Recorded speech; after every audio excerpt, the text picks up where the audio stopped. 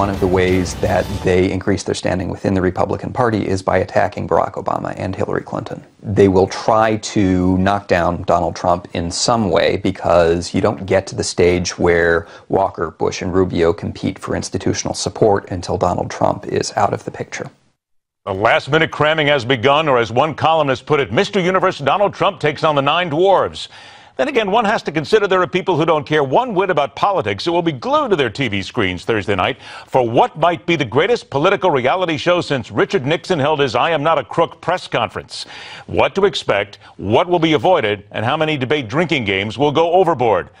Let's get to it. Welcome back the former Deputy Assistant to Vice President Dick Cheney, political mastermind, contributor at the Daily Beast, Ron Christie, along with veteran Democratic political strategist Jessica Tarlov. I thank you both for joining us. And Ron, I'm going to start with you. Let's get right to it. Be smart. Don't go after Donald Trump. Go after President Obama. Go after Hillary Clinton. But if you want to win this thing, isn't that the way to do it for the other 9? I think it is, Ed. I think the old adage of do no harm comes into play here. And I think Donald Trump is obviously going to be the person who's going to be overshadowing the other candidates. The way for them to excel, the way for them to really make their mark in this debate is to talk about what their vision is, what they're for, what they would like to do, how they would lead the country differently than President Obama and the presumptive nominee, Secretary of State Clinton on the other side. If you get into the Trump show, or if you start, engaging and sparring with him, I think that the message will be muted and folks will be paying attention to them. So do no harm, and by doing no harm, it's to focus about what you're for rather than what you're against. Jessica, let's be honest about Mrs. Clinton right now. She is giving the Republicans a tremendous amount of fodder. Now the FBI is looking into the server. It simply stated is the best way for these Republicans to make some hay is to go after her. She's wide open for attack. Absolutely, but that's also getting a little bit old. I mean, Hillary Clinton has now been underwater for a few weeks. But is it really old, Jessica? Is it really old when now you've got the FBI involved?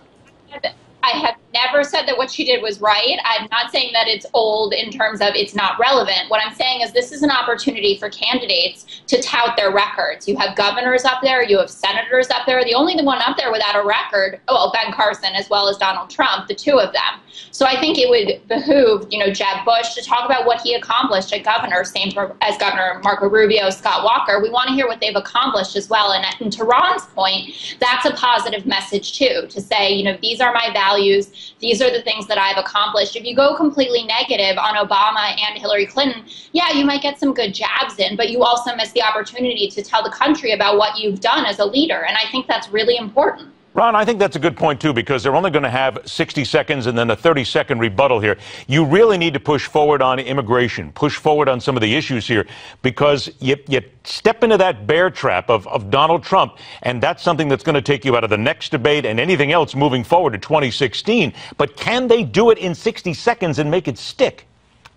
Yes, I think they can. I had the opportunity to work with Governor Romney for his debate preparations, and the Fox format that we're going to see tomorrow night is very similar to what we had several years ago. And there's a lot you can say in 60 seconds, as we know from television and radio. These folks are largely unknown to the American electorate. You look at a Governor Kasich, if you look at a Governor Walker, a lot of these folks, they may have seen these governors here or there, but this will be the first time where they can hear in 60-second increments of what's your position on immigration, the economy, how can we strengthen our homeland security. And so I think, as Jesse has just pointed out, this gives a lot of the people up on the stage, other than Donald Trump, who has obviously 100% name recognition, a chance to define themselves. And this is just the beginning of the process. But while this is the first debate, I would say this is extraordinarily important because any number of the people who are at the bottom, say Chris Christie, for example, could easily drop down beneath the top 10 after the next round of polls come out. So they want to stay on the main stage. This is their opportunity to shine and introduce themselves largely to the American people who've largely not heard of them before. Jessica, we've talked about going after Hillary Clinton here, but let's also talk about going after the president, because he today at American University in Washington basically compared the GOP opponents to the Iranian deal to extremist Iranians when he said, and I quote, "It's those hardliners who are most comfortable with the status quo. It's those hardliners chanting death to America who've been most opposed to the deal. They're making common cause with the Republican caucus." Jessica, that's red meat right there for the Republicans to go after the president. He has opened the door. And I got to tell you, even though you're a Democratic strategist, you have to believe that that's something that they can make some real hay on against the president. It's going to be some angry people out there after this.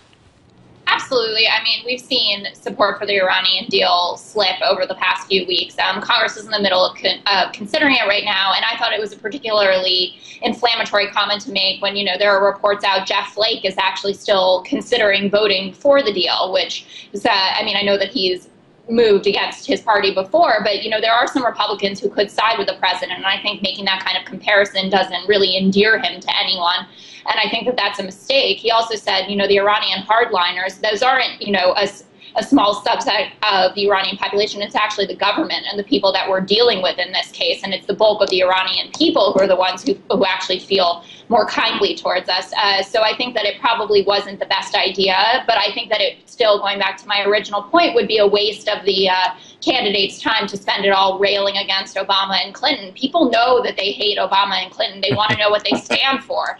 So, that's saying that, yes, I'm a Democrat, but that's really, I think that's objective advice, that you should really go positive. Okay, got about 60 seconds left. First to you, Jessica, the JV debate, if you will. Whom do you think has the best chance to break from that pack and make something happen?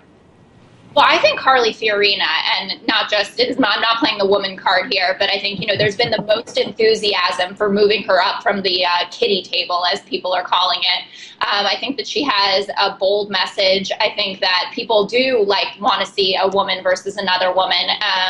She's strong, she's tough, and also Governor Perry, who has fought a lot with Donald Trump previously, and he's spoken quite beautifully, actually, about race issues, America and the economy, and I think that he has the chance to really set himself apart in the baby debate. All right, Ron, 30 seconds to you then, the kiddie table. Boy, I just wouldn't want to say that to anybody there. You're at the kiddie table. That's just bad politics to begin with. But who do you think has the best chance to move out? I hate to say it, but I agree with my friend Jessica here. I think Jesse hit it on the marks. I think Carly Fiorina, for one, there are a lot of Republicans who find her very, very strong as a candidate across the country, who wanted to see her at the 9 p.m. debate. And, of course, Governor Perry. Governor Perry is in really deep trouble right now. If he can't generate the funds, if he can't generate more enthusiasm, I think he will fall further than he already has. So if Perry can't really pick up his game, and if Fiorina can pick up her game, I think those are the two I think that you can expect to see emerge from that kiddie table, if you will. The other candidates, I think, sooner rather than later are going to realize there's no more oxygen in the room for them, and they'll probably bow out sooner rather than later. Lay in lots of treats because it's going to be a fun Thursday night. Jessica Tarlov, Ron Christie, always a pleasure. Take care. We'll talk to you real soon, and thank you. Next up, the political animal sinks its teeth into exactly what the Clinton camp did not need to hear at this stage of the game.